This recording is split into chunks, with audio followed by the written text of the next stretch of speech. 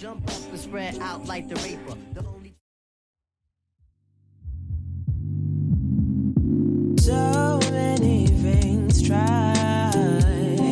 Hold on to your mind when you need somebody. That's me.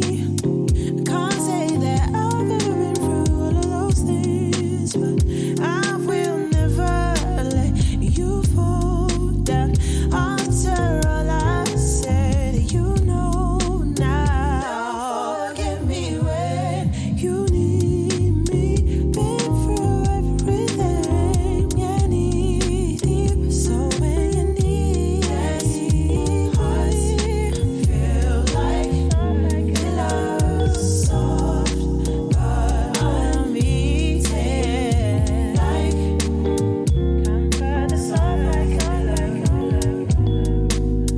so when you need hearts, feel like love soft, but I'm beating like comfort the soft like so many things right. Hold on to my hand when never really thought that you needed somebody. And even after all that, you know that you got me, and I will never let you fall down. After all I said, you know now. Don't forget me when you need me.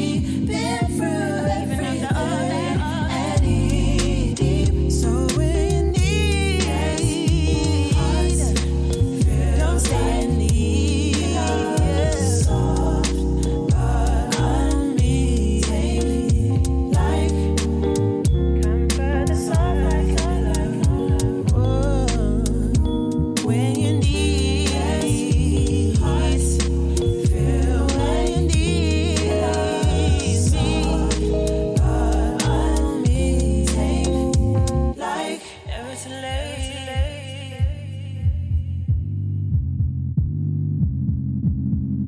I'll always be here for you. Never too late.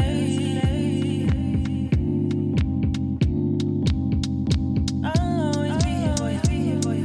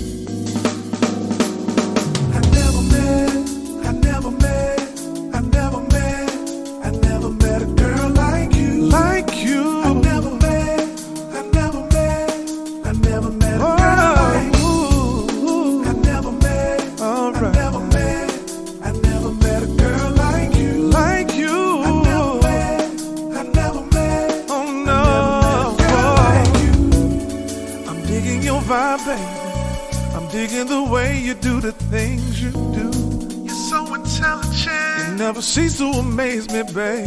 Ooh, yeah. I'm loving your style, girl. I'm loving the fact that there's no one else like you. You're a trendsetter. I love the way you do your thing, yeah. Everything that I want, babe. Oh, my. Everything that I like, and all that I need. But I swear, girl, there's something about you. Something about you. I never met. All right.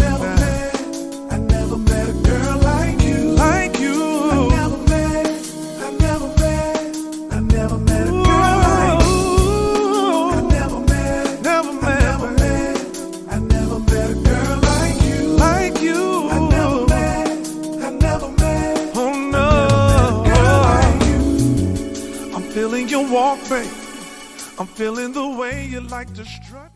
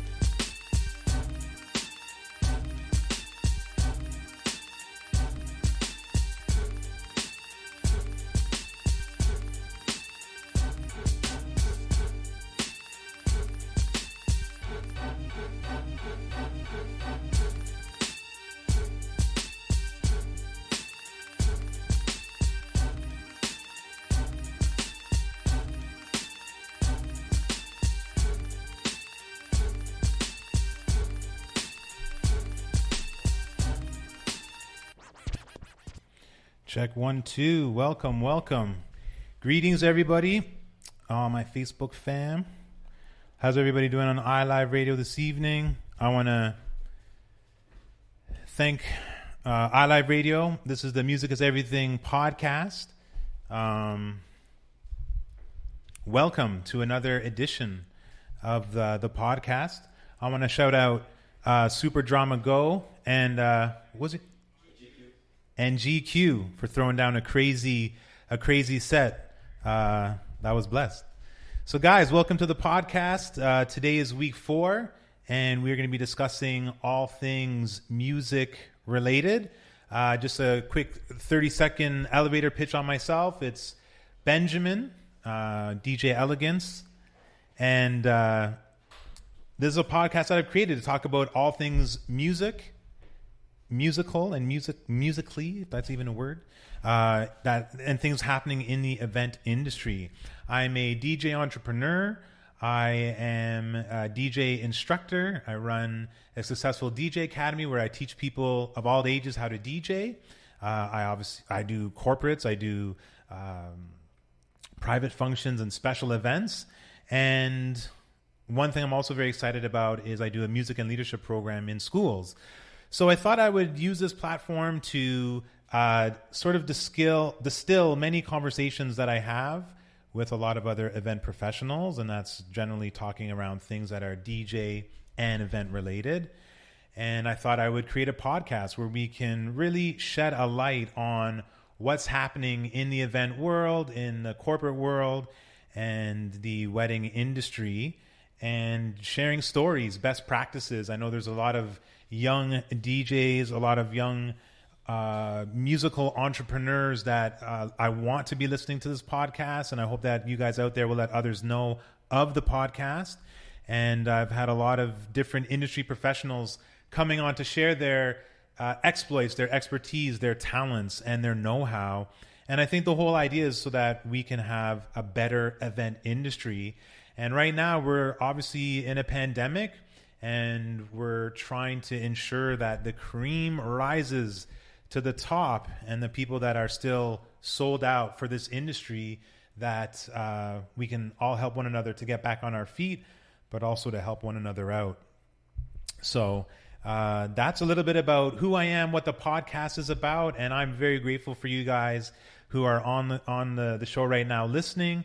And please tell a friend to tell a friend about what we're doing here. And if you're one of my industry professional friends, or you think there's someone that I should interview on the show, please have them reach out to me, DJ Elegance, on Instagram, pretty much all social media, at DJ_Elegance.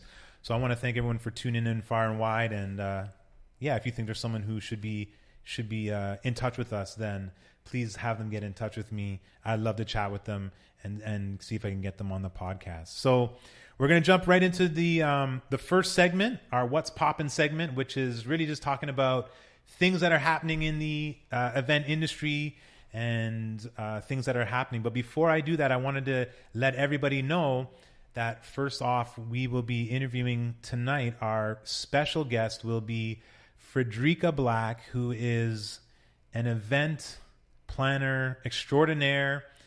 She's a bit of a whiz girl. I'm not going to say whiz kid.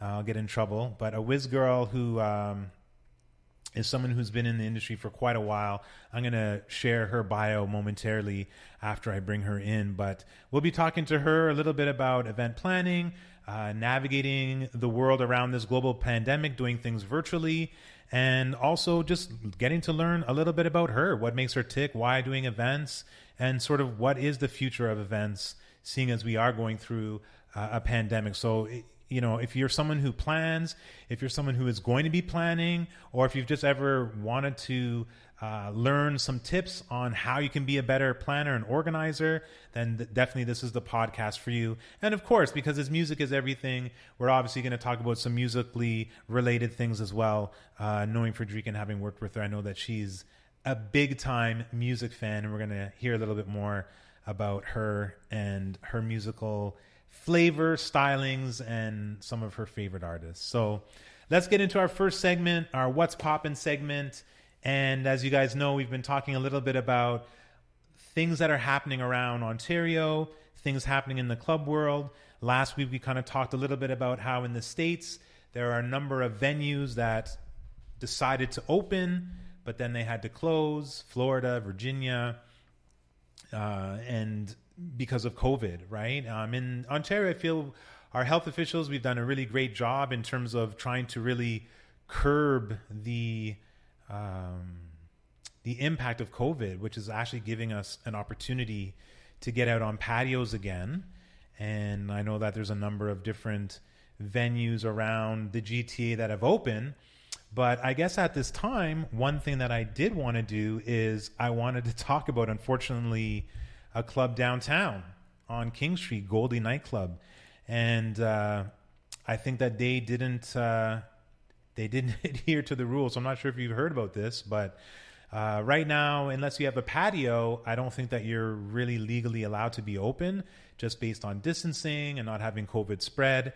As you may or may not be aware, tomorrow is the mandated day whereby if you enter a store, you're supposed to be wearing a mask. So at any rate, Goldie Nightclub was fined, a pretty hefty fine.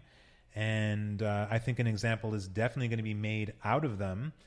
They decided to open, and I think onlookers and police were tipped off that there was a large crowd of individuals heading into the back of this very popular King Street nightclub. And it turned out that when the police were tipped off, they actually ventured inside to see what was happening. Initially, they were told that it was a very small private booking. But when the officers went inside and they saw, I've been told, anywhere from 100 to 150 people in the venue, that it was definitely well beyond, I think, what is sort of socially acceptable in terms of social distancing. People weren't wearing masks because it's hard to pop bottles with masks. And people weren't distancing themselves. So as a result, people had to leave. Some people were running out of the venue when the cops arrived, rightfully so. So Goldie Nightclub has been given a huge fine. The operations for that evening were immediately suspended. And I believe something, having worked in the club and event industry, understanding that it takes a very long time to get, and there are a lot of hurdles to jump through, their liquor license. Apparently their liquor license was revoked, has been revoked, or will be revoked. I don't have the exact information, but knowing that the liquor license has been revoked. So that kind of spells, I think, the end of the club possibly. I'm not sure how you can recover from that, getting a hefty fine and losing your license. I'm pretty sure they would really make it difficult for them to get it a second time. So I mean, this is some stuff that's happening, and I think we just all have to try to be patient and be vigilant if we're organizing things. And I'm definitely going to have our panelists come on in a couple minutes, Frederica, to talk a little bit more about what this looks like in terms of how do you manage a successful event during a pandemic, and with COVID, understanding that there's social distancing, reduced numbers. But I think I get it. We're all tired of being quarantined and we want to get out, but I'm not here to judge. But I think if you're putting yourself in certain situations, I think you want to be wise, right? Be wise and take said measures and be precautious. At any rate, it looks like they will not be in operation for quite some time. So that's kind of what's up. And I mean, if you guys are watching or listening, I got my Facebook up here. Let me know. I mean, are you going to venture into any type of nightclub or an establishment, do you feel comfortable doing that? Just maybe give me a yes or a no. I just like to hear from different people on what your thoughts are about that. So a simple yes or no, or even what your thoughts are about that. So again, we're going to dive a little bit more into this with our special guest. So that's kind of it for the What's Poppin' segment. There's a lot of new music that's been out this past week. Some Canadian content. 88 Glam dropped I think 15 plus new album that just came out. So I definitely want to encourage you to take a listen to that, as well as now, rest in peace, Pop Smoke also released his album. If you've been following anything around pop culture, there was quite a media storm in terms of how the cover of his artwork looked. Apparently, they had this really notoriously known and very famous fashion designer who does stuff with a lot of fashion outlets. I believe, I can't remember his name right now. I think it was Virgil something. But apparently he designed stuff for Louis Vuitton and a lot of other really haute couture luxury brands. But a lot of people were making fun of the album artwork, saying that it kind of looked like something from a Word document or clip art or the Paint app that you'd find on the Microsoft platform. So it was not received very well at all. And there was a lot of calls to have the album cover kind of sent back and redone. So it was funny. So if you hit Twitter and just type in Pop Smoke album cover, kind of see what it used to look like and then what it looks like now, it was just the butt of endless jokes. The original cover had him with like barbed wire and sort of like this, I don't know, like he's in some kind of ice sculpture, this blue screen and stuff behind him. It just looked really unprofessional. And so the album cover was redone. So you may want to take a look at that if you want to be lightly amused.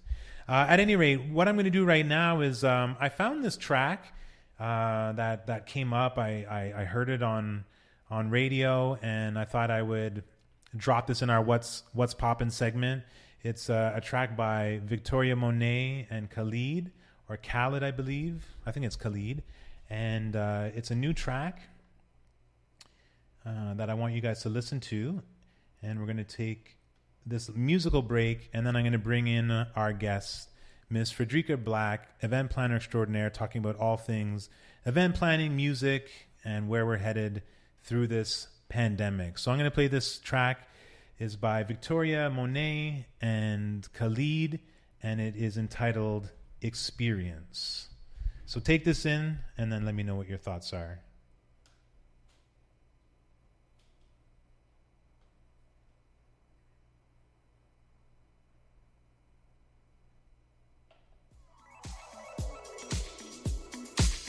New music by Victoria Monet.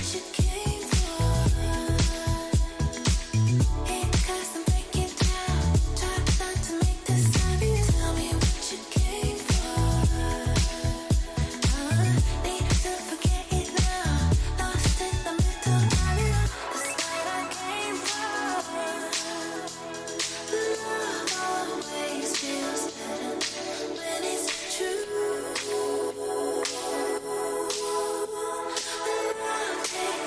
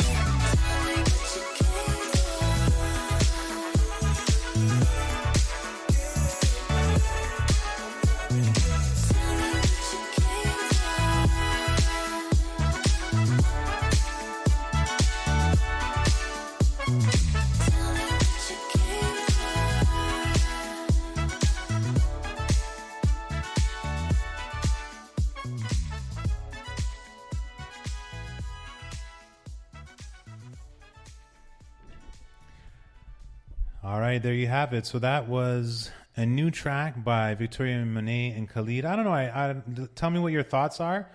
I really like the song. It's kind of got an electro new disco vibe, I guess is what they call it. So it's kind of smoothed out, a little bit sexy, a little bit nice, kind of like a nice lounge feel to it.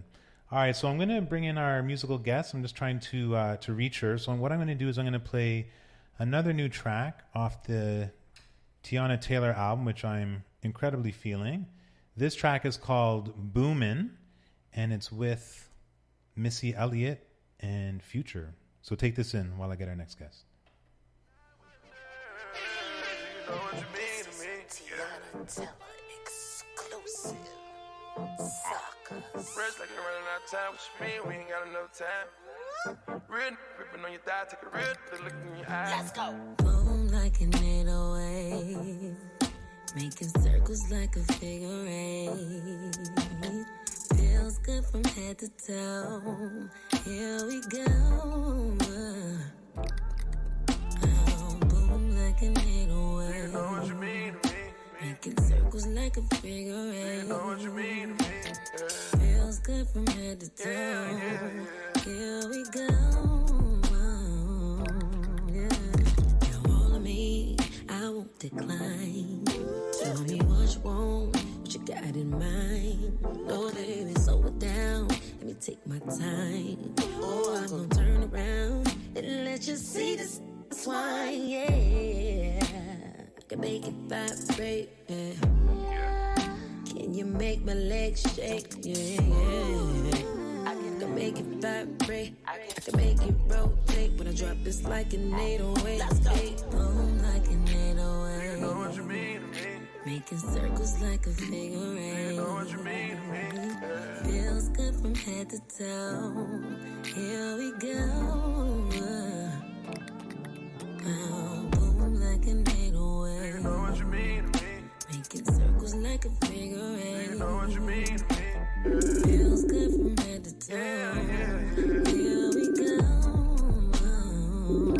Yeah. The things you do to me, you just don't know. It's real good feeling when you're down below. Hey. Frederica, you there? Yeah, I'm here. All right, I can hear you. All right, guys, so I just wanted to play that last track. It's called Boomin'. Once again, is by Tiana Taylor, Missy Elliott, and Future. So you guys are going to be hearing a little bit more of that. But I wanted to just end it because I have our esteemed guest on for this evening.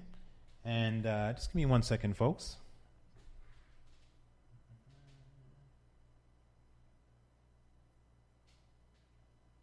All right. Frederica, you there? I'm here. Can you hear me okay? Yeah, I can. I just wanted to make sure I turned up my level in the studio a little bit so we can make sure that we're all graced by your voice and your presence. So thank you for thank you for being here this evening, and I'm going to give you a virtual big round of applause. Yes. Thank you for having me. I appreciate it. Yeah, no problem. So for those of you who have just tuned in, I want to thank all my family and friends on the Facebook Live. We have Frederica Black as our special guest this evening, talking about all things music and event planning related and other surprises as well. So Frederica is a certified event manager who provides event management and coordination services for event producers and creators in the arts and entertainment industry, as well as a not-for-profit association, managing all their event requirements. She specializes in events within the Black community and Black-led organizations.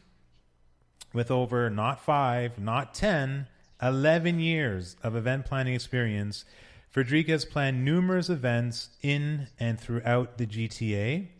In 2019, Frederica successfully applied her event management skills to over 23 events. And I've worked with her myself. She's A++. And she continues to grow her business. She takes great pride in being a certified event planner. We'll get into that in a bit. She's got over 11 years experience, as I mentioned. And she's awesome to work with. She provides amazing customer service, applies all the best practices when it comes to event planning. And she's also very key and very motivated to support and providing service for Black-owned businesses.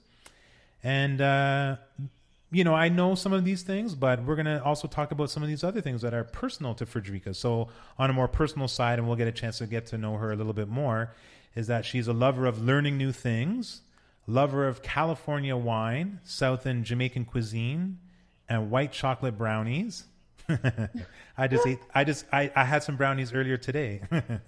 Awesome. And I had a white chocolate brownie today. I had chocolate, yes. And she is an avid music lover, and but particularly a lover of New Edition as well as 90s dancehall. So there you have it, folks. Frederica Black. And I'm very, very grateful that you could be here with us today on the Music is Everything podcast. We're going to dive into everything, but in general, like how are you doing? Again, thank you for having me. Don't mention the 11 years experience again, because I think you're aging me right now. So, so stop it. No. You know what? It's been an interesting time, given the current situation, but I guess that's what everybody has been saying and going through. And so, yeah, I can say it's been interesting. I've had my ups and downs. It's been an emotional roller coaster. Mm-hmm. Oh, my gosh. But you know what? I'm blessed and I'm thankful. So I'm not going to complain. No, I hear you. As also a DJpreneur and event professional as well, operating in that sphere, it's also been for myself also a little bit, a little bit hairy to try to refigure out some things. So we're gonna talk a little bit more about that in a minute, because I feel maybe on some levels there's definitely a lot of correlation in terms of how we're feeling. I want to get to that, but I want to jump into sort of the first question that I have for you is why events? Why special events? Like what brought you into the world of planning? Wow. You know what? I like to say, the simple story goes that I've known probably, for the longest while, since I was in high school, that I wanted to be an entrepreneur, but I actually never knew, what I was going to do, what direction I was going to go into, what business I was going to run. So, I thought, the main idea was like, I'm going to open a cafe, and it was going to be called the Gospel Cafe. Right? So it's a place where, people can go, they'll hear gospel music, because there's already, a bunch of other things. So where, Christians can go and they can listen to gospel music, drink mocktails, and have a good time, hang out, socialize. So that was the vision. And then when I was going through the business plan and planning, the most interesting thing about this event about the business was planning the opening night. Gala or the opening night. Everything was, I wanted to do this for the opening night. This is going to be I didn't care about anything else. It was just about opening night. So from there, I was like, oh, wait, this is a thing possibly. And I was still working in what we call corporate Canada, and then started planning events like, on your social committee and all that stuff. And I realized that I just had this love for planning social gatherings. And then, did some research and found out this was actually a career that you could have, planning events and actually make a little bit of change doing it. So, went back to school, did my whole event management thing, and that's how I started. Okay. And so I guess sort of choosing a bit of a non-traditional type of field. I mean, there are a lot of planners or people who say they're a planner, and I think why I wanted to stress, not a knock against anyone, but why I wanted to really uphold the idea of you being certified is that you've, taken some measures to ensure that when you oversee something, that it's done at a certain professional level. I think I wanted to say premium level. I mean, that's probably appropriate as well, but you want to do things exercising the best practices. So my question for you is, as you mentioned, you went to school. I know that there's lots of people who say they're a planner, but in your estimation, and again, we're just kind of broad stroking things, like what makes someone a good planner? Wow, yeah. There are a lot of planners out there. I will definitely agree with you there. And, some amazing planners. I have some amazing colleagues which I'm, happy to say, yes, I work with those planners, or, if I can't do something, shoot them over an event because I can't get to it or something, because they are amazing. And then there's some that, are just, they enjoy it and they like to party. And they think that's what it's about. I'm sure you have that, people play music because they think it's all about the party. Really, you're there to work. But No, what absolutely. makes a good planner, other than the passion and the drive, I think it's about thinking beyond that partying and, what celebrity or who you're going to meet. It's not about that. It's about ensuring that one client, attendee, customer has the best experience possible. And through that, that's all about, the experience through the logistics that come into it. I'm all about logistics, making sure everything is organized. You have the right vendors in place that can do the right job. And, if that makes any sense. It's about just ensuring that experience is had more by the client and not by you. Right. Yeah, if that made any sense at all. No, absolutely. So you mean you don't just sort of wake up one day, roll the dice, and say, "Hey, let's just try this"? No, not at all. There's a lot of time spent in the background. A lot of it's about research and planning, and you always have to stay on top of your game. Like you said, there's a lot of people up and coming, and it's about always training and seeing what's the new thing, because as we like to say, everything has been done before, but it's what can be done, and you put your own spin on it to make that experience fantastic for your clients and their attendees. Right. So it's definitely staying on top of your game and not just being there to have a good time. No, I appreciate that. Yeah. I mean, as a DJ professional, it's funny. I, off topic, on topic. So I've actually, where I adopted this policy was probably mid 2010s. I was doing work outside at a venue in Kitchener, and actually they had a very strict policy that anyone performing service could not drink. And I was never really one to drink a lot anyway. Anyone who knows me, I don't get, I'm not a heavy drinker.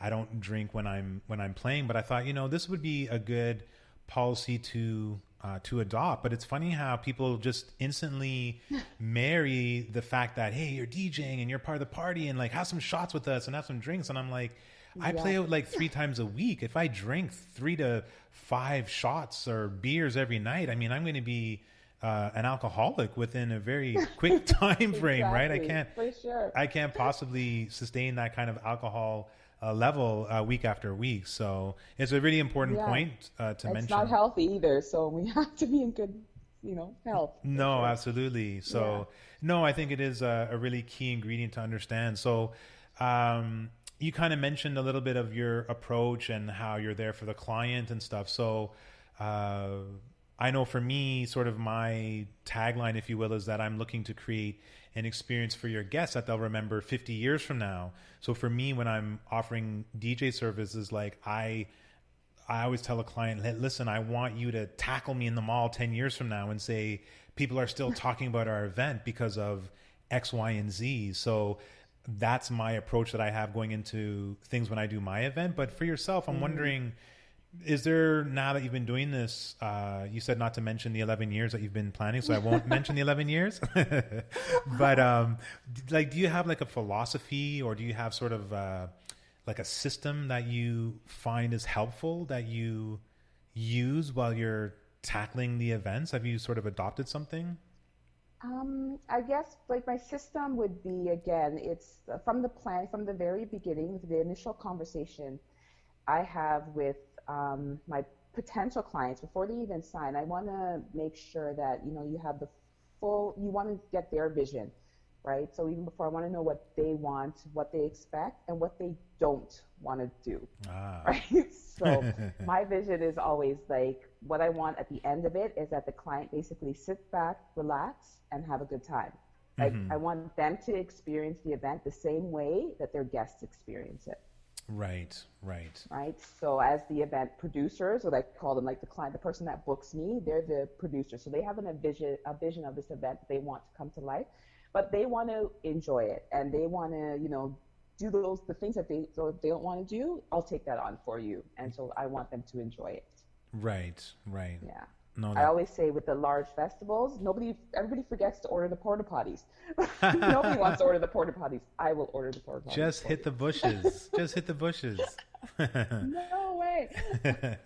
No, that's great. And I think that's like really important. So, for those of you just tuning in, I'm seeing lots of people jumping on my Facebook Live here. We're talking Awesome. on the Music is Everything podcast with Frederica Black. She's a seasoned event extraordinaire in the GTA, and we're talking a little bit about the world of planning and all the things that she does in regards to an event. And I think for people that are listening, you want to have professional help because you don't want to be running around, and you want to make sure that all your I's are dotted and all your T's are crossed. So bring in an event professional, someone who can help you get a good oversight on your event. So I wanted to pick up on one point you mentioned. You said something around making sure that you kind of listen what the client wants, but also do things that they don't want. So I'm wondering if you can maybe talk to us a little bit about your first event, like that you planned. Like, were you scared, nervous, excited? Like, tell us about the first event you planned. Oh my gosh. I can't even remember the first event I planned. Oh my gosh. Other than my daughter's birthday party. But that was just lots of fun. The first event that I planned that I actually got paid for. Yeah, like something maybe from your earlier days. Yeah, I would think it was probably a party, like a social gathering, a birthday party for a friend. And the biggest thing was that, everybody has to have a good time. And it was funny. I think my biggest focus, not funny, this is probably the perfect thing, was the music. I just kept on saying, the music has to be great. The music has to be great. Because no matter what, like that's usually at a party, that's a lot. The dancing is always what comes last. And so my focus was pretty much making sure the music was awesome and, of course, hiring the right DJ to make this happen, because music and food is what everybody remembers, right? Sorry, say it again. Sorry for the people in the back. Say it again. I know it. Music and food is what everybody remembers, and so I think that was why I was so afraid, because it was, again, a DJ I didn't work with before. It was just from referrals. Now you know who to work with. These 11 years, you know who to pick. You have your list of preferred suppliers, vendors, and you're like, I know this is the perfect DJ for this type of client or this type of an event. But yeah, I would say honestly, I was just so afraid that the music wasn't going to be good. It ended up being okay. Yeah. But I think that was my biggest fear was that. But I was excited, nervous. I got that hug at the end that I always appreciate from my clients. Yes. We live for that. Yes, that's like the most important thing. Yeah. Yeah. No, absolutely. So, I think. On my end, from the DJ standpoint, I've not shared this with a lot of people, but in my music library, I have 50,000 tracks. But when I start the dance floor at a wedding or a big event, I'm always like, oh my gosh, like, what if in my head, there's like sometimes a brief panic, and maybe other DJs can relate, maybe not, I don't know. But for me, I always go, oh my gosh, what if I run out of music? What if I don't play enough of the right music? And then I kind of slap myself and say, you idiot, like, you've got 50,000 tracks. Like, if this genre doesn't work, move to this genre. If this genre doesn't work, move to this one. And then eventually you kind of figure it out, and then you kind of get your stride. But yeah, there's that first beginnings of things where you're a little bit just kind of feeling things out and hoping things move in the right direction, right? So I'm getting lots of thumbs up here from my boy Garrick the DJ, so I think he can relate. So awesome. Yeah, he was on a couple weeks ago. So I guess would say within 50,000 songs, library of music, isn't that like days and days of music? I don't think you'll run out. Well, and the thing is that sometimes what I do is I look back at my history on my program, so I can actually, on my music program, it keeps a history of all the tracks that I played. And if I count out how many tracks are actually on the list when it comes to the actual dance floor, we're talking under 100 songs. And so sometimes I'm like, why was I panicking, right? So, So yeah. So I'm just getting a question here from the outside, and it was a question. It was around. Could you explain the process of booking an event planner? How would someone go about doing that, or what does that process look like for you? It's a great question. Yeah, great question. When somebody is booking an event planner, I would say, of course, do their research.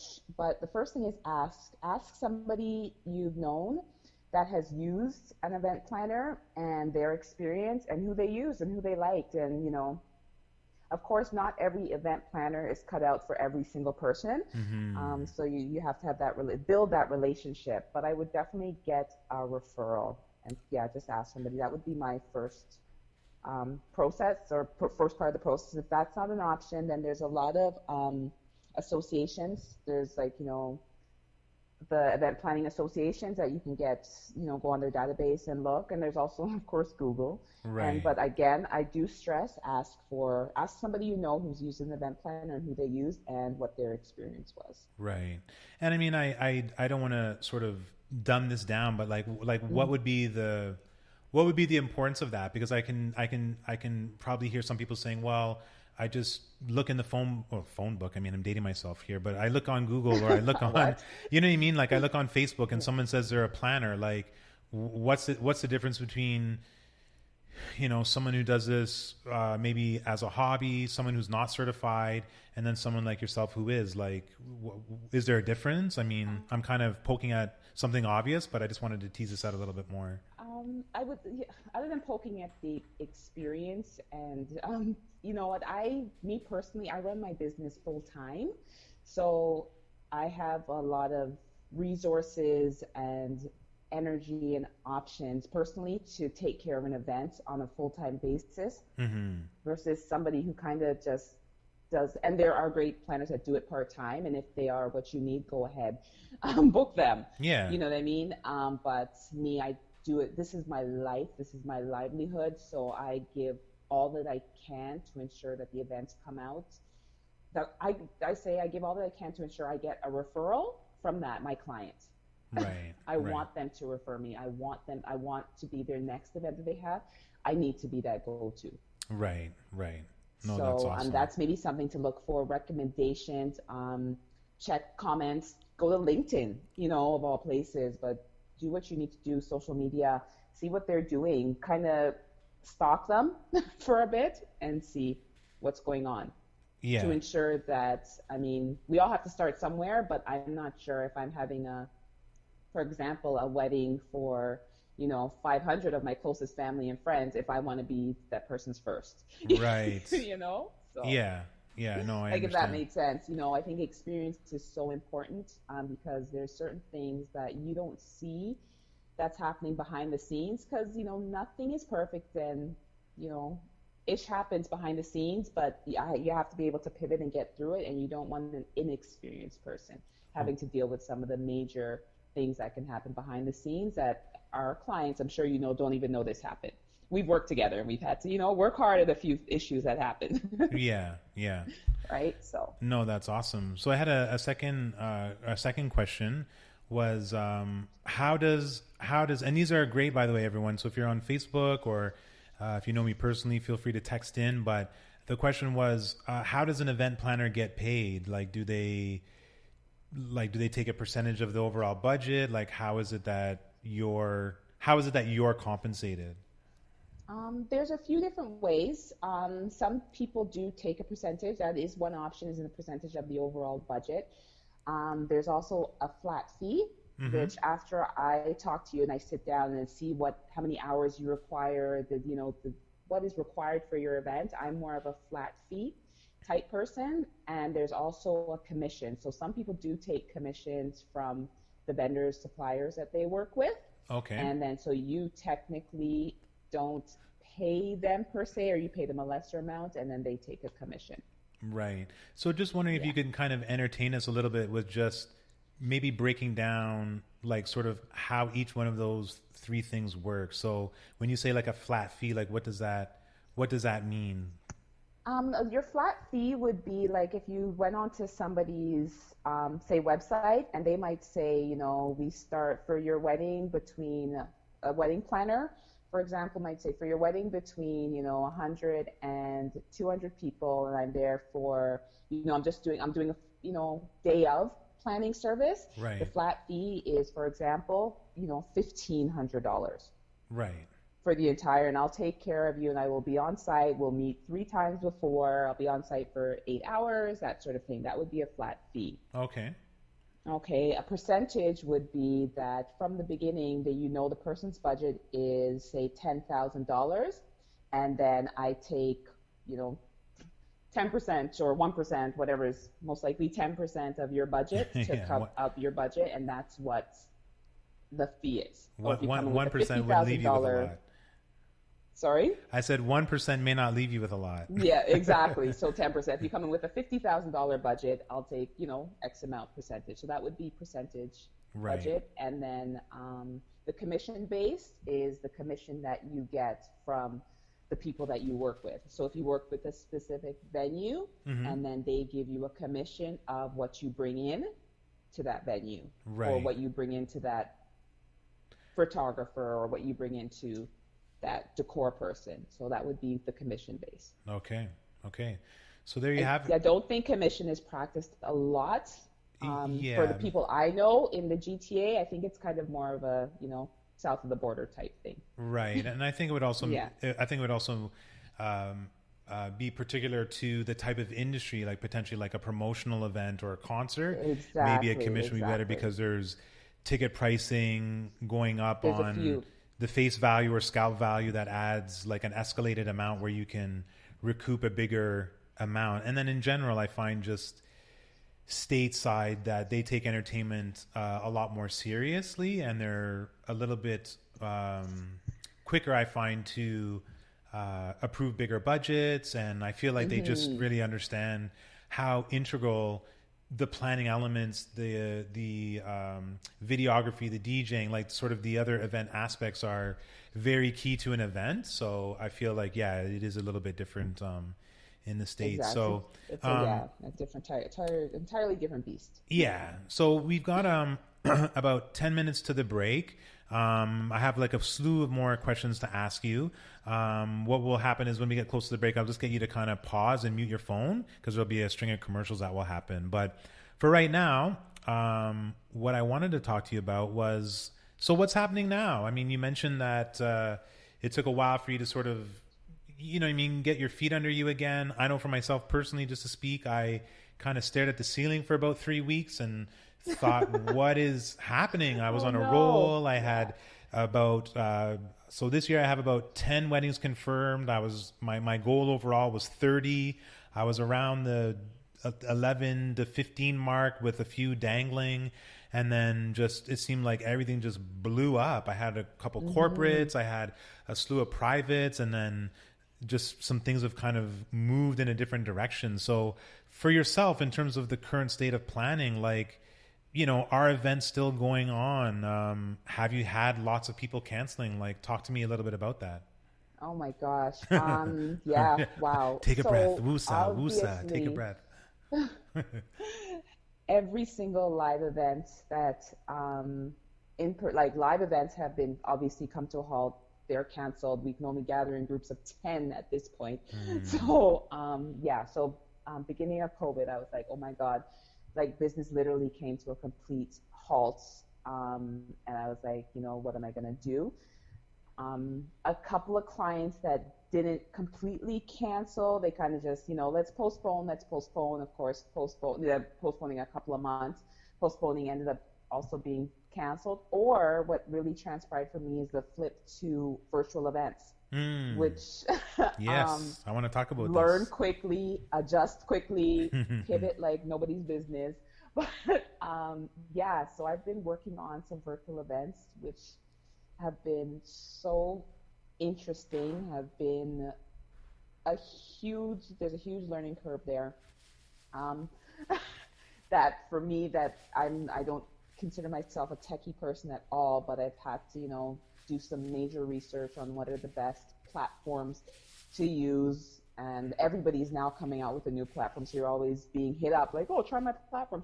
And, but I think what I've been trying to do is just get comfortable with 2 or 3 platforms that I know I can promote to my clients, and I know I'm comfortable using them, and I think their events, with of course a tech person as well on the side that can maneuver their events, and that their events are appropriate for these platforms. So of course, a few I've been doing, some have gone straight to Zoom, which have been great, but again, it's deciphering between what platform do you use on Zoom? Do you use Zoom meetings? Do you use Zoom webinars? Zoom this, right? And then some other great platforms out there that I'm getting used to.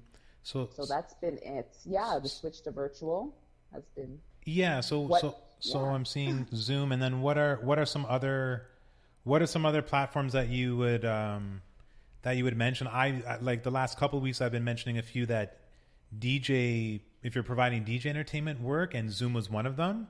But I've also stumbled onto a couple of others, so maybe we can cross-reference. But what are some other ones that you've used that you found have been successful to give your clients that level of satisfaction that they're looking for? Because I obviously follow your IG page, and see that you've done a couple of events. So which platforms have you found have been useful? So far, the platforms I've actually done successfully have been Zoom, the few I've used. The next one coming up is Swapcard. Swapcard? Yeah, Swapcard. Yeah. How do you spell that? SWAP. Oh, P, okay. Swap, as in swapping shoes. Let's swap a card. Yeah. But so I'm excited to try that one and do an event there, which is coming up soon. Okay. Just final details with the client being worked out. And there's another one that I can't believe the name, I just lost it. And as soon as I remember, I will do it. It's probably going to be a Freudian slip, and I'll just throw it out there. No, that's okay. I will let it go. So Zoom, Swapcard, and this other one that I've used, and I've sat in on events on it, and it's been really good. So I'm excited for that one too. So a couple that I've used for DJing has been IG and Facebook, although I've moved off that for copyright reasons. Twitch has been the saving grace, and Mixcloud. But I've also know that DJs are using Zoom, but also, have you used WebEx? No. Yeah, so WebEx. Should I be using WebEx? Yeah, WebEx has something there where you can do meetups, and I think it's sort of popular with corporate groups. And then I think there's another one called On24, I believe it is, and that's also another sort of corporate-y type app that people are using. So those are a few that I got put onto through another friend, Mr. Dwayne Rutherford. He's doing some other corporate events as well, and those are some platforms that he's exposed me to, right? So, ladies and gentlemen on the outside, if you're interested in running an event or needing a platform, these are some great platforms that you should look into that are free or paid to kind of get some of the upgraded features. And obviously it's worth it when you have 10, 100, 200 people if they're meeting, I guess it's 10 people if they're meeting physically, or if there's social distancing involved, or if people are meeting online, right? So you want to get a number of people together, then Zoom and things are a thing. I've also used Google Meets, as I've shared openly with people that being a DJ instructor, doing some stuff with the school board, they're very familiar with Google Meets. So I've done stuff on Google Meets as well. And sometimes WhatsApp just on a smaller basis, probably not good for an event, but just sometimes when you're doing one-to-one interactions, it's good. So that's awesome. I have to agree with that. And so what's been like for you, because I've seen you work, we've had the pleasure of doing a few events together, and knowing that, same thing for me, like you're hands on, you want to be able to play the tune and then run over and be like, okay, are we doing okay? Like, is the music too high? Is it too low? And then you have that face to face. But what's been the biggest challenge for you being a planner, but then maybe not physically being in the space or having to hang back and do it virtually? It's just that you just said it. It's that interaction with everybody involved. Yes, we see each other on Zoom, but that, reassurance, like, like you just said, is the music too loud? And I say, yes, no, whatever it is, but that, or that, tap on the back, or that, high five, or that daps, whatever it is. But again, aging myself. But I miss that human interaction, that, face to face, that hug, or I haven't seen you in so long, or what's going on, or this is new. That's really what I miss in regards to just working with the amazing vendors and suppliers that I work with. Right. No, yeah. I know. It's, I mean, I think it's funny for me, this is off topic but on topic, but for many years athletically, I got that rush from playing football. And anyone who knows me, football was a big part of who I was in my identity, and that rush of the camaraderie, being around the guys, and the thrill and that adrenaline rush. And it took me a while to replace that. And DJing was that one thing that replaced that nervousness pregame, and you're hoping that your performance goes well, and then you kind of step it on the field or step in the booth, and then you kind of get the first set of tunes rolling, and then seeing the smiles and seeing the emotion and seeing people throw their hands up in the air. Yeah, it's kind of hard virtually, right? You're not really getting it completely in the same way. And then people coming over and like you said, like those hugs, right? And people saying, "Oh, Frederica, this is amazing." I mean, we all definitely miss that, right? So yeah, for sure. And I guess some of the challenges I would say is that there's certain things you just can't control. And of course, being the event planner, you want to control everything, but I can't control somebody's, simple as their high-speed internet or their web service or something like that. You know what I mean? So if something cuts out, that I have no control over what that person has on their side for their Zoom meeting versus, what I said. So I think that's part of it too. And so you did mention that you would have sort of like tech support. So would there be someone live on the other end who is kind of facilitating something, or like you mentioned tech support? So what does that look like?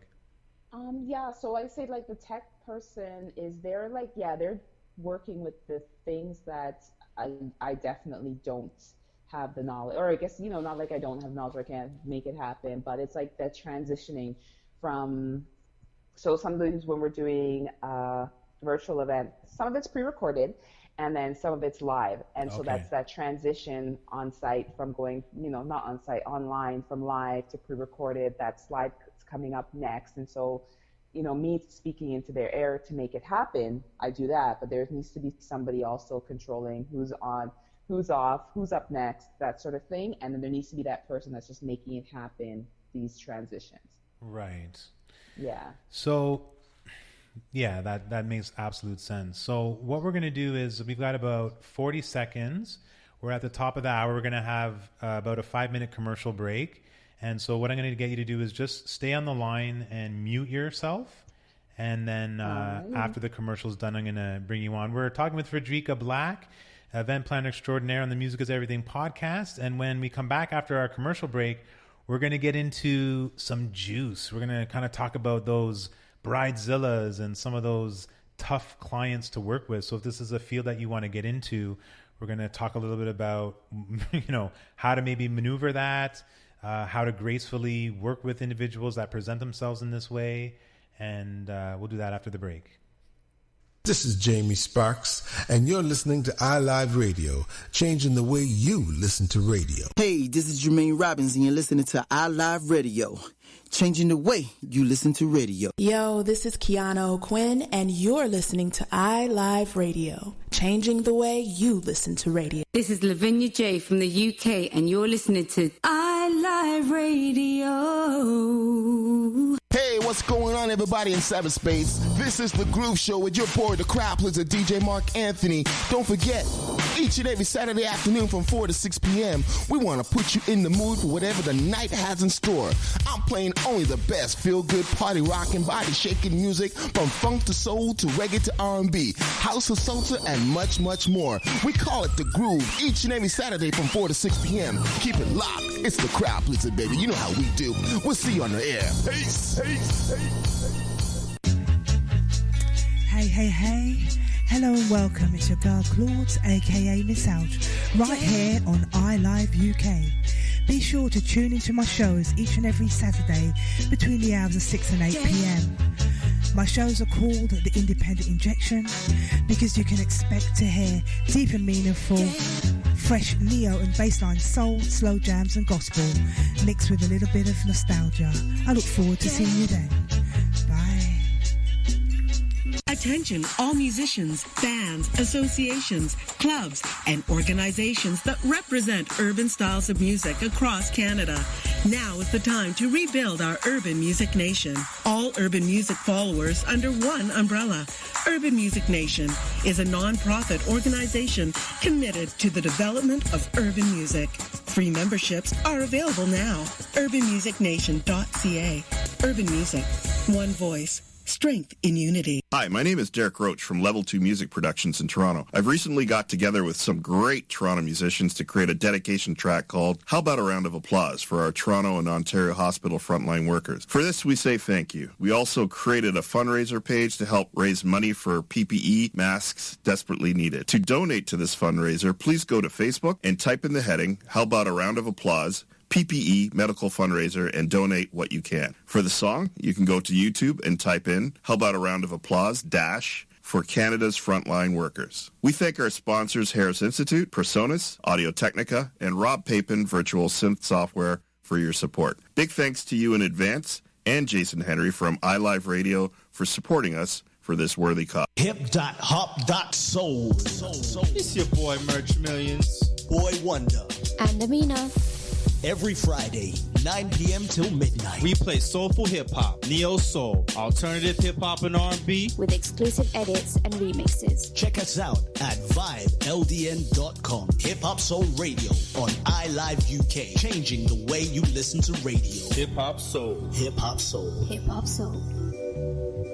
You're listening to iLive Radio. Changing the way you listen to radio. iLive Radio. All right, ladies and gentlemen, welcome. We're at the top of the 10 o'clock hour. Welcome to the Music is Everything podcast. I want to thank everybody who's been dropping in on Facebook just to say what's up, to wave, to tune in and listen. This is a podcast where we talk about everything musically related, and we have on the line at this time Frederica Black, who is a seasoned and accomplished event planner, has planned various events all across the GTA, particularly assisting Black-led and Black-owned businesses and organizations. And she's been talking a little bit about her start in planning, some of the things she loves about planning, what makes her different. And we're going to kind of move into the juice, the juicy stuff that, people oftentimes want to know. How do you navigate working with a tough client or a bridezilla? Frederica, you still there? Yeah, I'm here. Awesome. Okay. So I know for I guess before I jump into this, should other event professionals, should they take a planning course? What are your thoughts about that? I'm all about it. But I like to say I'm a lifelong learner. And I'm all about taking courses and reading lots of books and things like that. So that's my preference. And I do think there's some things that I was planning events before I even, fully went to school for it. And there's some things that of course you learn through experience. And there's some things I actually learned in the classroom that were very important for me and for the career. And even the experience you got and the people that you meet that become your colleagues in the industry that you go to school with are very important. So yes, take a planning course. Why not? Nice. Yeah, I think anything that last week. Hi, Suzette. You remember Suzette? She's on the Facebook. Of course, that's my girl. Of course. What up, girl? So yeah, we've all three done an event together. So Suzette, you're going to be next. So stay tuned for my ping or WhatsApp. But I agree with you. I think for myself, I've been in the event industry for, I don't know, let's say 20 years, close to 20 years. And I've actually done event planning slightly longer, actually, than I've done DJing. So I've not gone to the level of being certified as yet, but I've done some event management courses, but not done like a certification per se. But I think, like you said, being a lifelong learner is amazing. And I had on last week DJ Grouch, who was one of my instructors and been a seasoned DJ in the game for 30 years. And one of his quotes that he always mentions is, be a student of the game. So I think that's great advice. So, but let's talk a little bit about some of the tough clients that you've maybe had to work with. Obviously, we're going to respect confidentiality, so I'm not going to ask you to go into specifics. But like, who is a good client to work with? How do you know? And adversely, what would be maybe a bad client to work with? And I mean bad in terms of, obviously not bad like they're evil, but just maybe it's not a good fit. Like what would be some warning signs or some signs either way of, this is a great client I want to work with, and then this isn't a great client I want to work with. So let's start off with the positive. Like what's a good client to work with for you? A good client they've done their research, right? Mm-hmm. They understand their vision, but in addition to understanding their vision, they're open to suggestions, and they're open to even making their vision, this is what we can add, and this is how we make this happen, and this is how we get the guests to the lines faster, and things like that. They're open to that, and it's not just that set or that fixed mindset of, I saw this, if we're talking about weddings, I saw this at my friend's wedding, and we have to do it this way because this is the only way it'll work. Sometimes given the size of the venue or something, it's not going to work. Right. So it's just being open to being open. That's probably the best way to say it. Just being open, and not open to change, because you don't have to change everything, but you just have to be open. Right. Okay. And then what would be sort of a bad client, a not so good client to work with? Like what would jump out to you? There are no bad clients. Everybody is the best client. It's probably, I guess it's the total opposite, or would be saying not a bad client. It's just not being able to think past. There's certain things that, as an event planner, we have no control over. Like if the venue only seats 100 people, and you want to invite 200 people, mm-hmm. I have no control over that, and I can't move walls. Right. Even if I try, and I would love to be able to make this venue, your dream venue, bigger for you, there's nothing I can do. So if it's somebody that comes in with that attitude that you have to make this venue because I want it fit 200 people, but there's only 100 room for 100. Mm-hmm. It's just coming in with that attitude, or seeing something on Pinterest, and I'm sure Suzette can relate to this. Seeing something on Pinterest that we know costs a minimum, say $500 to create, and you have $50. Yeah, as they say, champagne. And no matter what. Was it champagne wishes with Kool-Aid money? Coca-Cola, or the worst.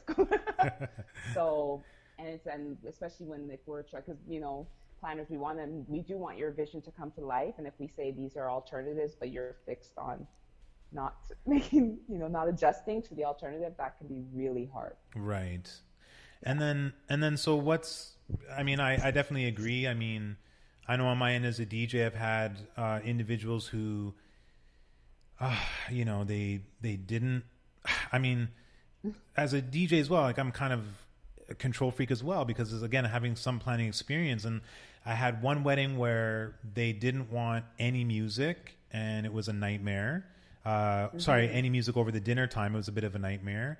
And then I had another wedding I did, and they also didn't want dinner music, but then it actually worked out really well. So I think sometimes it depends on the client, and then sort of what's being negotiated, how it can kind of turn out. I've had some other drama-filled moments. I feel very blessed in the 10 years that I've been doing weddings and corporate functions and stuff, that I've probably had less than 5 really terrible incidents, or have had to work with 5 terrible clients, but for yourself, like what's like the worst event you had to work for, or what's the worst event that you had to do, or maybe one of like the worst clients that you had to work with? Like what made it just, oh my gosh, like I can't wait for this night to end? You know what? I think I've had, like you just said, majority have been fantastic or, pretty decent to work with. I haven't had like one of those major experiences that I want to pull my hair out or never ever in my life am I going to work with this person again. I really haven't had that. And I think it's, not to toot my own horn or anything. I think I have the ability to adjust and the ability to just remain. If something's going to happen, like people tell me all the time, you are so calm under pressure. And yes. Talk about the event poker face. Talk about the event poker face.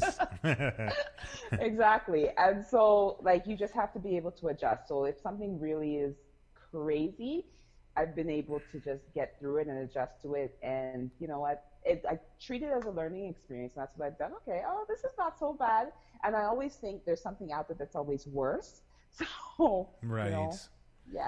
There's somebody else is going through something worse than me, so I'm okay. This is not so bad. Yeah. And this client is not so bad. There's going to be worse. And so I guess I'm always anticipating that worst client. So I haven't had that extremely bad client yet. Lucky for me. Right. So I'm curious, for yourself then, I've had some situations where I've have you ever misread the client and then, you know what I mean? Like in consultation, they seemed a certain way, but then the day of the event, like they kind of showed a different side of them. Maybe they became really flustered or super anxious or combative. Like, have you had any of those types of situations where there was maybe power struggles over things or things thrown at you last minute? And if so, how did you adjust, or what would you recommend to other people who plan to maybe negotiate something like that? I think an experience like that, it actually wasn't even the client. I've had an experience where the venue manager, we're going to work together. This is going to be great, blah, blah, blah. And then the venue manager just flipped and became a nightmare. Oh, my. So it wasn't even the client. It was the venue manager that, things that we decided on, like, okay, so we will be able to bring drop the alcohol off the night before. Yes, of course, no problem. When they're trying to book the client or when they're, you know what I mean? And then I called to make these arrangements. No, you can't do this. No, you can't do that. I said you couldn't do that. You know what I mean? Things like that. Again, have all these things in writing. Yes. That's the only way, it's going to work. And, you think the venue manager is our best friend, but sometimes they're not, unfortunately. Planning with the enemy.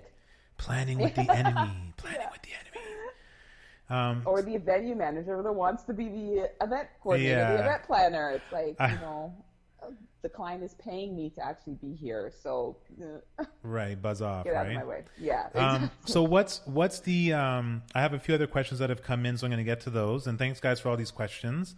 I'm seeing that Suzette also put it on Facebook. Oh, Pinterest. Exactly. And I have a couple other questions I'm going to get to. So I guess one question that I had for you is, like, what's the craziest thing that you've seen at an event? Oh my gosh.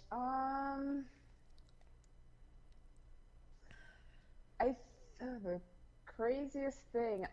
I see. Maybe I don't even think these things are so crazy. They just happen. So spill the beans.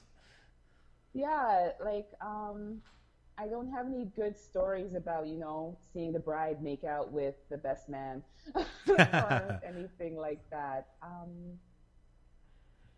Yeah, honestly, I don't know anything crazy.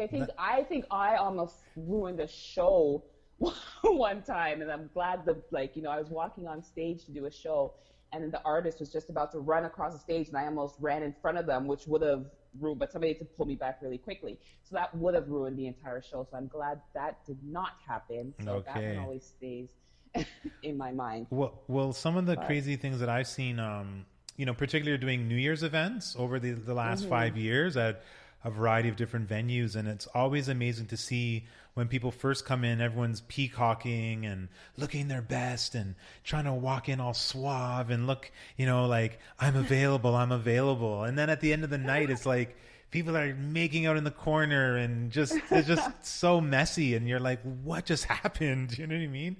So those are some pretty crazy things I've seen.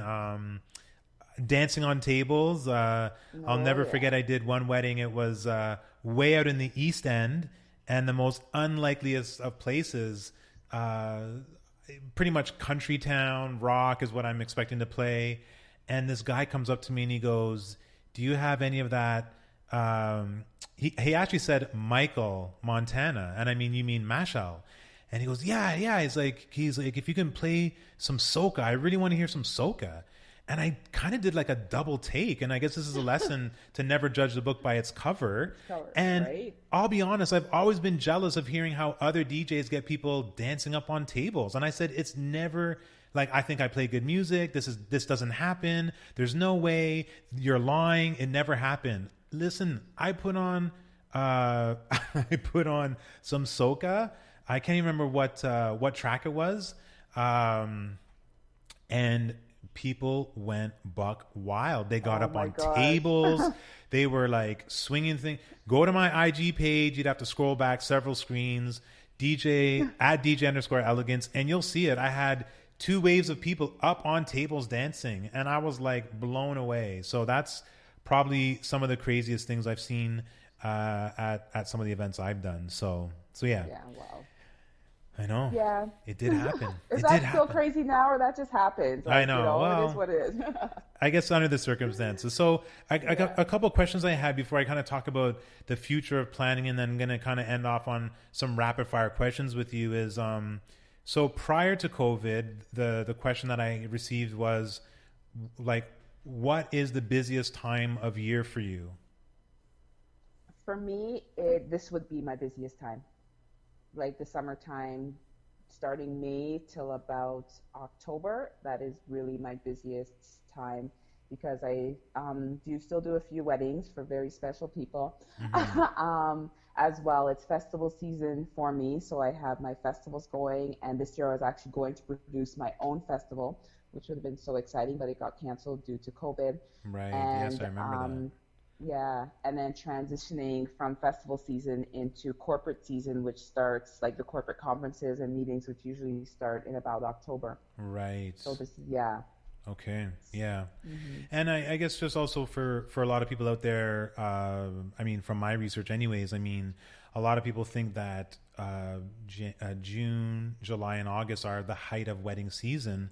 But actually the last 2 to 3 years I've been noticing, and some of the trends are pointing that actually weddings are happening more like August, September, and early October, because a lot of people are away on vacation. A lot of people are finding that it's too hot and it's just unbearable. And so pre-fall, I guess, gives you that little taste of summer, but then it's a little bit more cool, right? So... yes, for sure. So here's another question I had is, do you have any school recommendations for someone who might be interested in getting into event planning? Like what might be some good schools that someone should go to? Or you did mention some associations or chapters, like what might be some good schools or associations to kind of explore if you're interested in learning the world of event planning? Yes, like a lot of the colleges are now, like back in my day, there was only a few offering the event and meeting management program, and a lot more are offering it now. But I did my event and meeting management certificate diploma at George Brown, and I had a fantastic experience there. And they are actually one of the first schools to introduce this program. So I would definitely recommend that. I know also if you're more in the East End, Centennial College has a good program as well. So there are a couple of options there. There are a bunch of associations that you can join. So definitely do your research.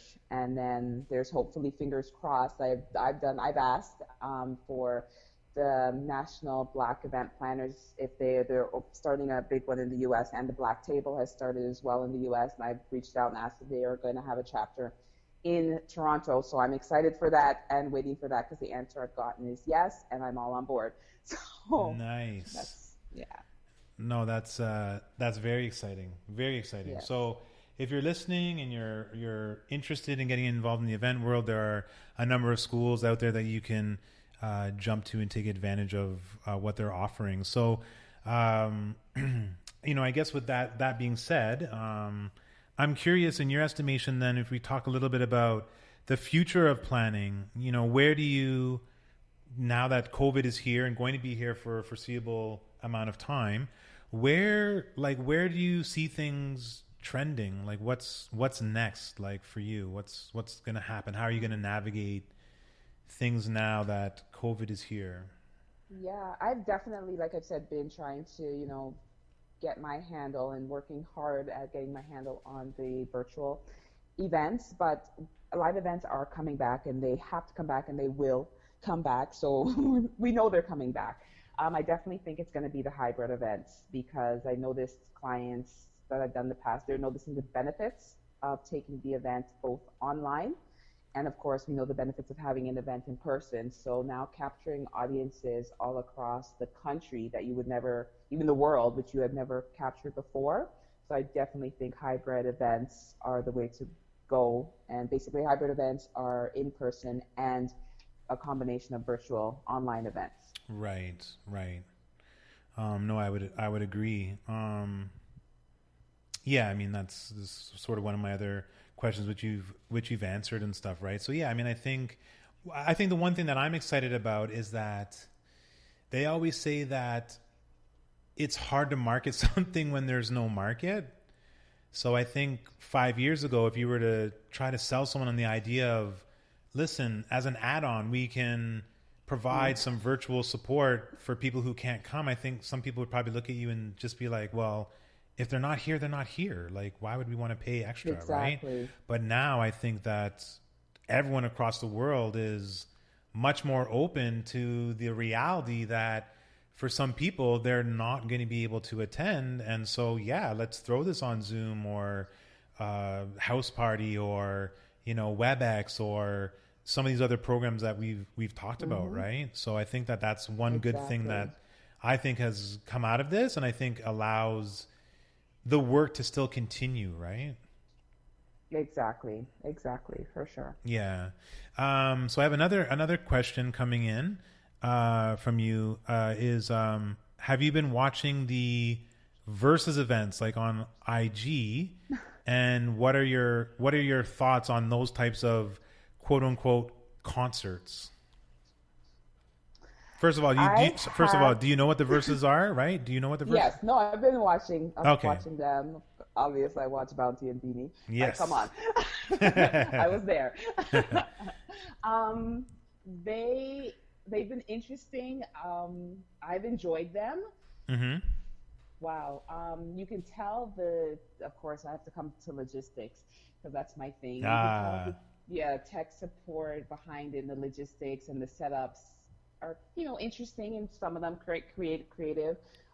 Their practice of, physical distancing is not the same as ours, which is always a concern for me in regards to that. But entertaining wise, they would be great. And I think what this is going to do is the combination of being able to watch these things online and then having them in person, it's going to be more of an intimate experience. So if you want to experience these events live, it's going to be more intimate, of course, and you're going to have to pay for it. Like, the prices of these events are going to go up, because if you're going to have the option of, watching it online, okay, you pay $5 to watch it online, or you're going to be paying $500 to be there with your 200 of your closest fans, Mm-hmm.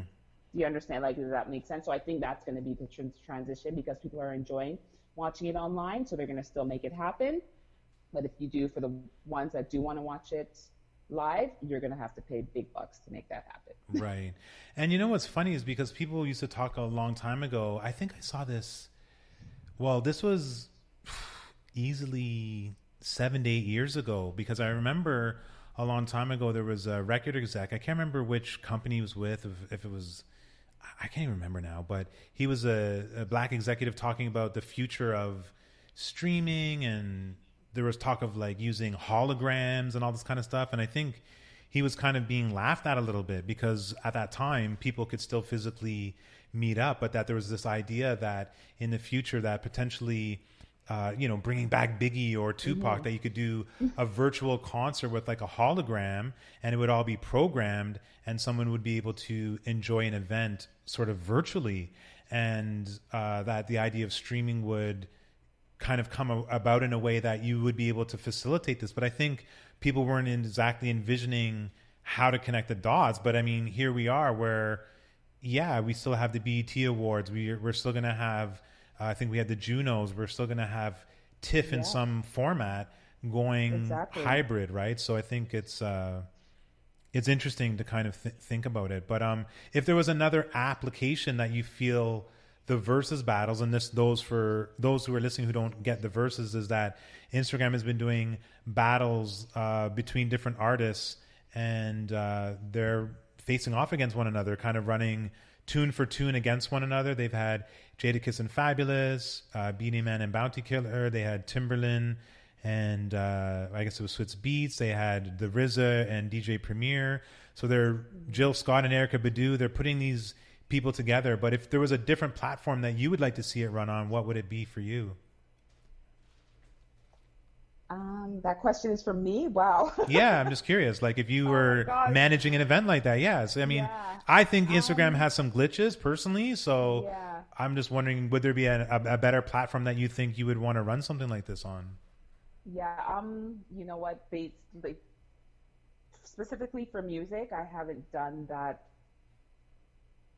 research. Right. And so it was hard for me to say. I think if we can run it on something, it'd probably be, like you said, those glitches that have happened on Instagram are not cool at all, or them cutting off after 45 minutes or something like that. It's been ridiculous. And so if there's something out there, like, I guess I've watched a few things on Twitch, including you. So if that can, like something like that has the ability, the capabilities to make it a lot smoother, then definitely I'm sure there's something out there that's much better. Do I know what it is? Offhand, no, but there has to be something. And if it's not there today, it'll be there in like 2 more days. Yeah. So. Tomorrow is actually being worked on right now. My team is working on it. Exactly.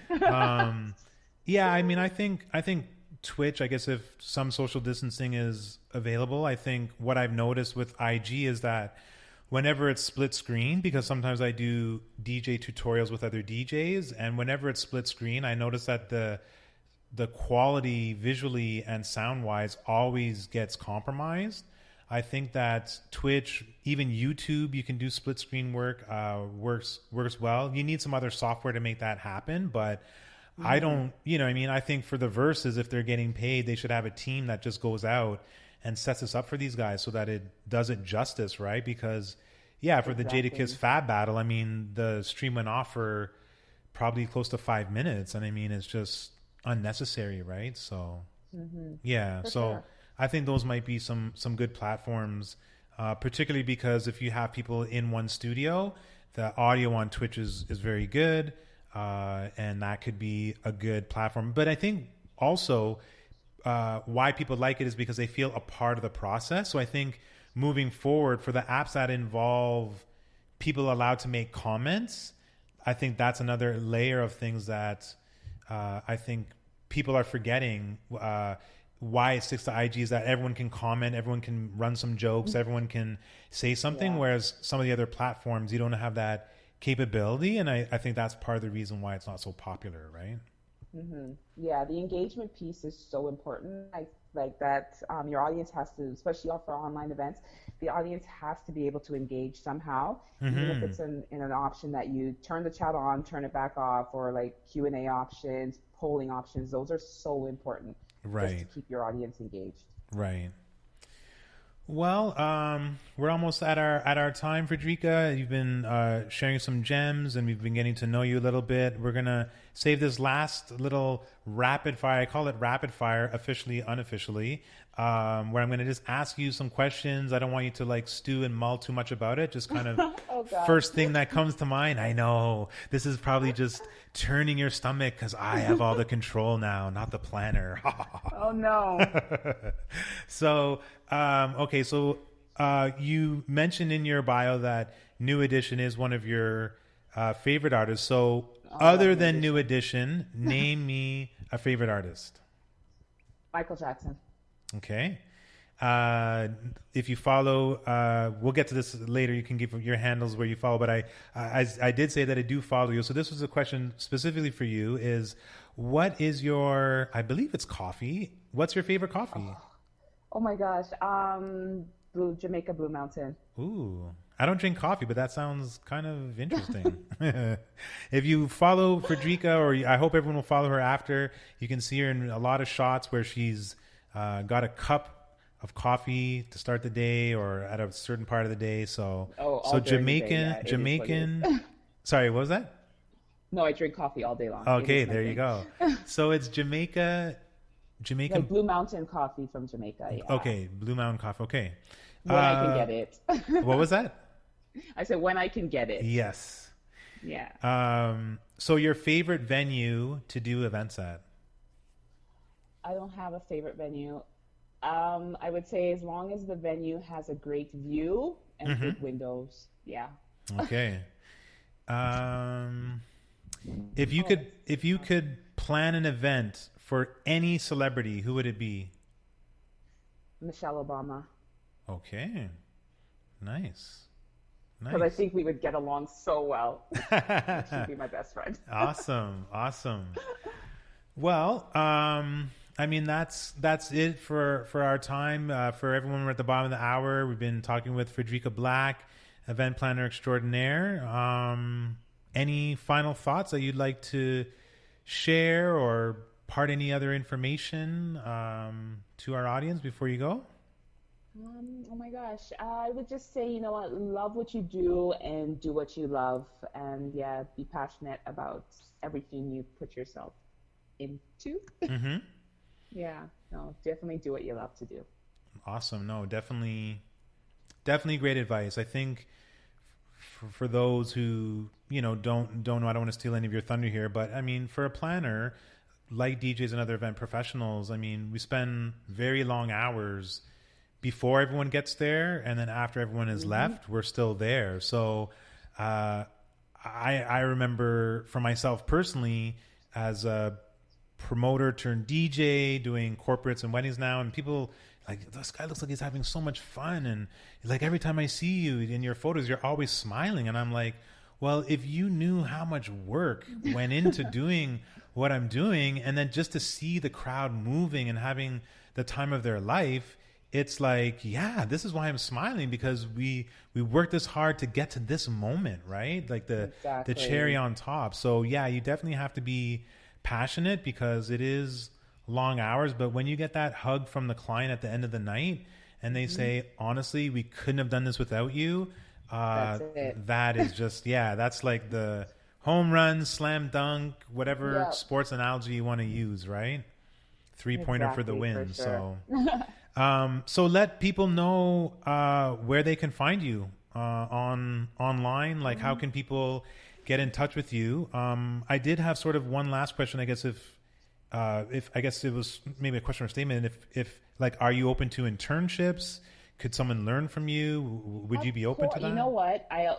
This is probably the worst or best advice I'm going to give to somebody. You know what? I always say, learn your craft on somebody else's dime if you can. So, you know what I mean? Before you make your mistakes on somebody else's dime if possible. But I am always open to, sitting down, chatting with anybody who wants to get into the field or learn, I'd love for somebody I've had a few inquiries, and hopefully we can make them work to, jump in and work on the events with me coming up in the future. So I'm definitely open to that and excited for that to make it happen. Okay, awesome. Yeah. If you need to reach me, I'm at, my website is fredericaBlackEvents.com. I am also on Instagram, LinkedIn, Facebook, and it's all Frederica Black. I'm here. Okay, and if you could just spell your name, because For the longest time, I thought it was with a K. It's with a C, right? Okay. Yes, it's Fred and then Erica with a C. So that's Frederica. Frederica. Okay, and the so last name is Black, exactly how it sounds. perfect. No, that's awesome. Frederica Black Events. Yes. Erica with Frederica, sorry, with a C, not a K. So there you have it, ladies and gentlemen. I want to thank Frederica for joining me. I appreciate family and friends and other event professionals jumping on the Facebook, and everyone else who tuned in and waved and left a comment, and people who asked various questions. I also wanted to shout out one of my main supporters who assist me with some strategic stuff and my social media, doing some of the design work, is Kim. She goes under the name of Black Spinese on IG, and she does all the flyering and the event promo for me. And she also designs the Music is Everything podcast IG page. So if all the people who are listening, if you can go over there and give us a follow, once again, it's the Music is Everything podcast. We would appreciate it on IG and also on our Facebook page. Give us a like and follow us so you'll be notified of other guests that are going to be on the show.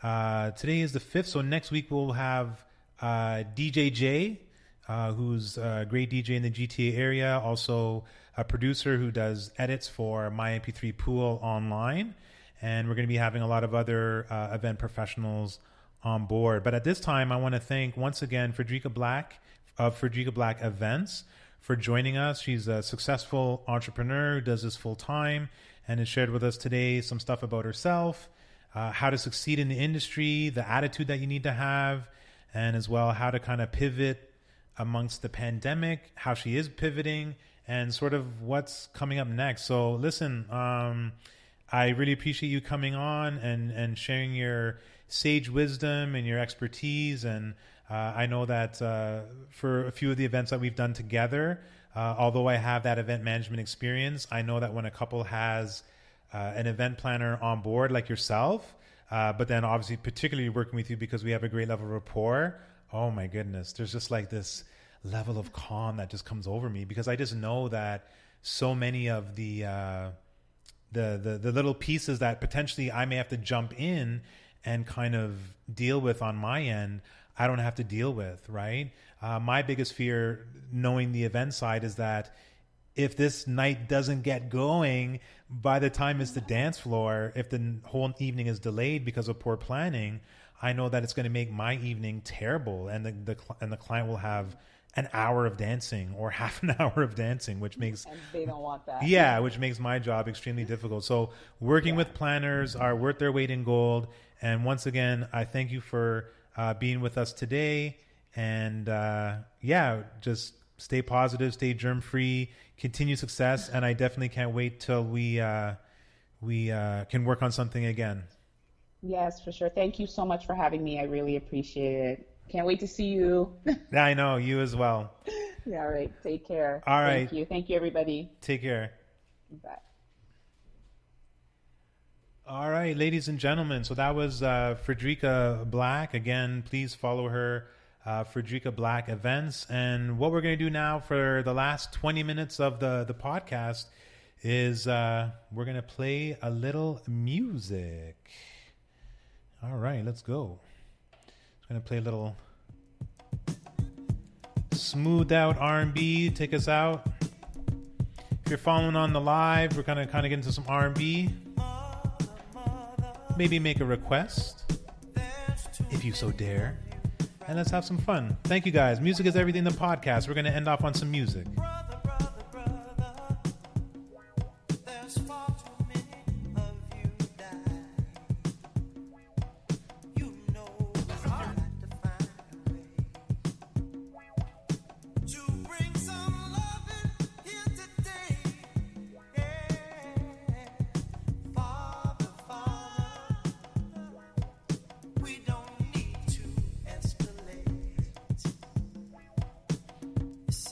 I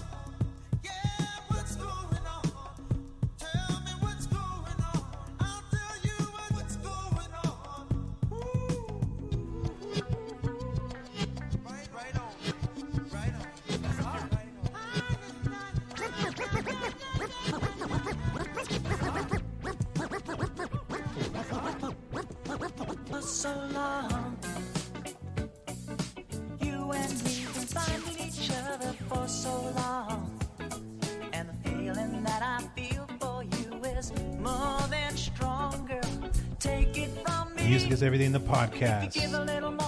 Some R&B flavor. Here we go.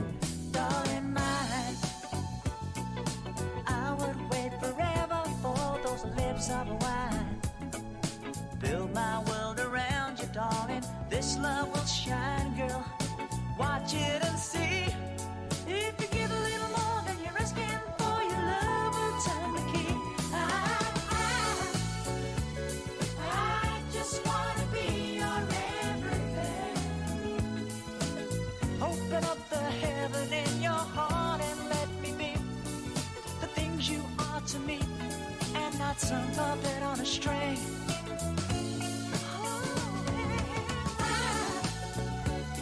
If I stay here without you, darling, I would die. I want you laying in the love I have to bring. I'd do anything to be your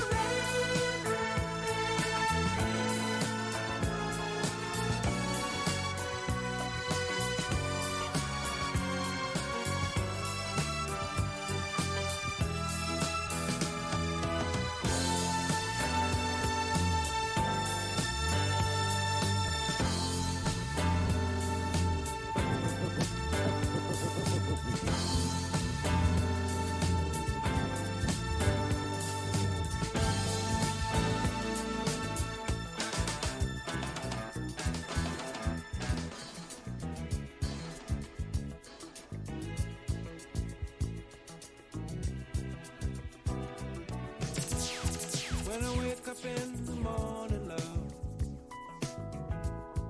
and the sunlight hurts my eye,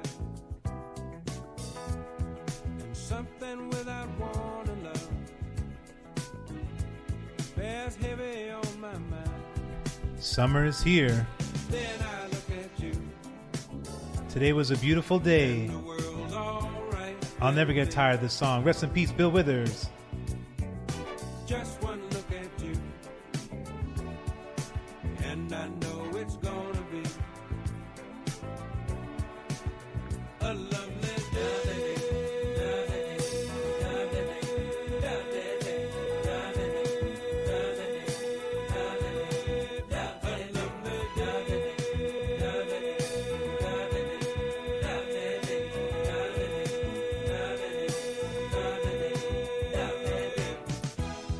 When the day that lies ahead of me seems impossible to face, when someone else instead of me always seems to know the way, then I look at you and the world's all right with me. Just one look at you, and I know it's gonna be a lovely day.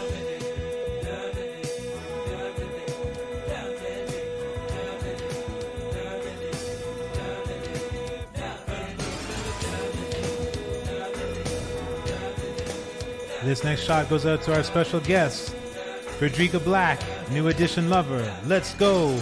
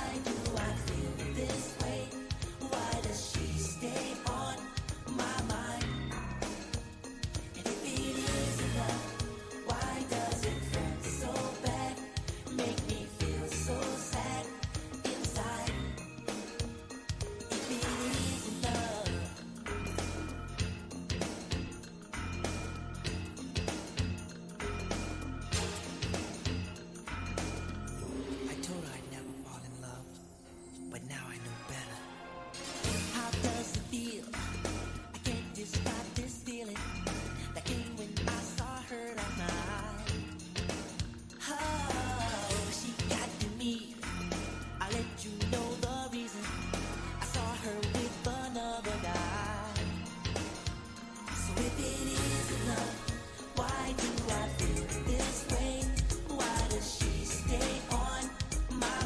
Jody Jam Jam, I see you.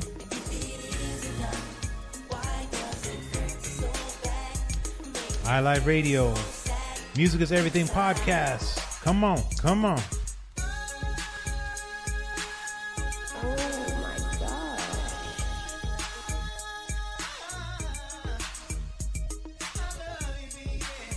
If you know the words, just sing at home.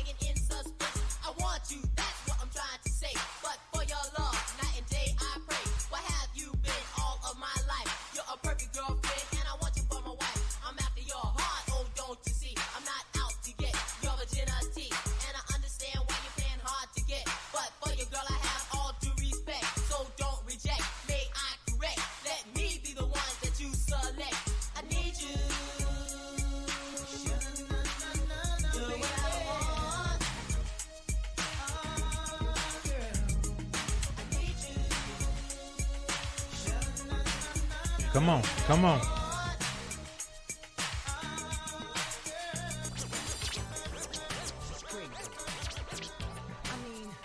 meet the most beautiful girl. Come to find out, she lives right next door. I don't know what I'm gonna do. We got throwbacks and waybacks. I just gotta talk to somebody. Hey fellas, gather round. Let me tell you about a girl who's blowing my mind. She's really new in town, fresh and lovely, and ever so fine. I said, how do you do? There's never been another girl like you. My heart just skips a beat whenever you're near to me. She lets me walk with her. I thought it couldn't get any better, but there was even more. I found out she's the next to me. Shimmy do my baby.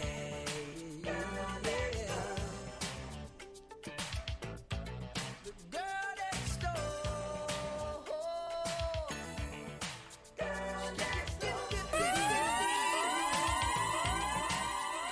I wanna be with you. Together, yeah. Now tell me, baby, what could she have in store? The girl next door, her very essence, her presence, I do adore. And being this close is driving me wild. I love her personality, her style, her smile. My life is bright once more again. Our lives are hot, our souls will blend.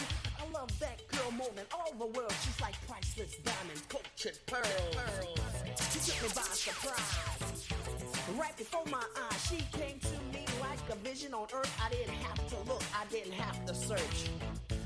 I'll never bore my girl next door. Each other's body will explore. Our love will grow forever.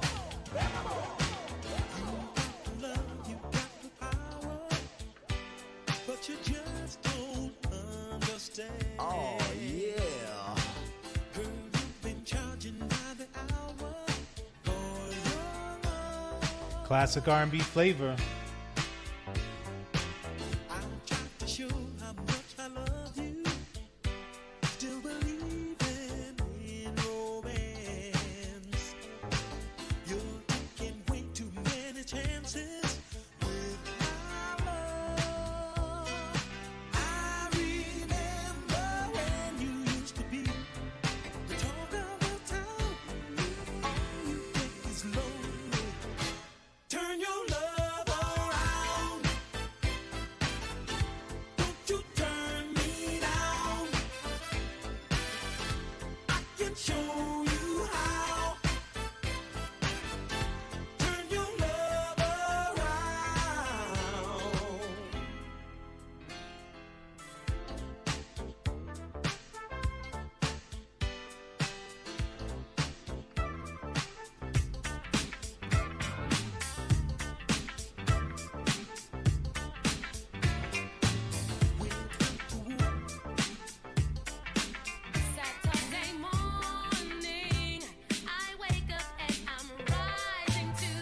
Music is Everything podcast.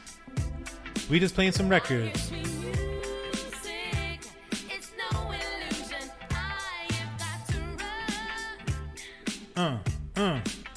Gonna feel good.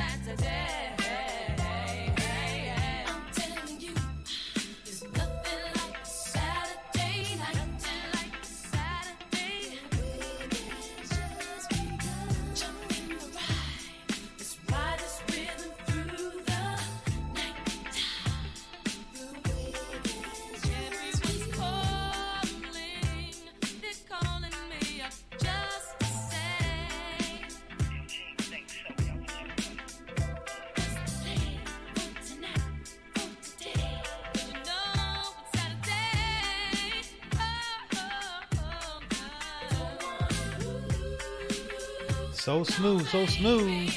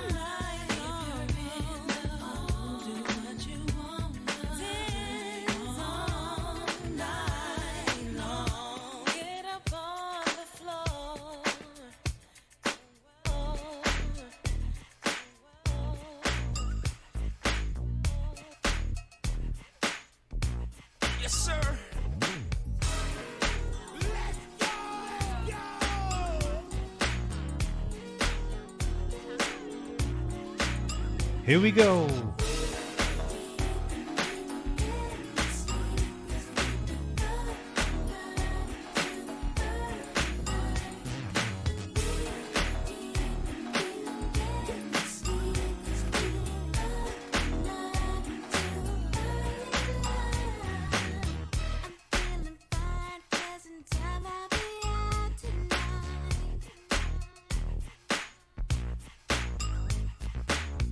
I'm starting out.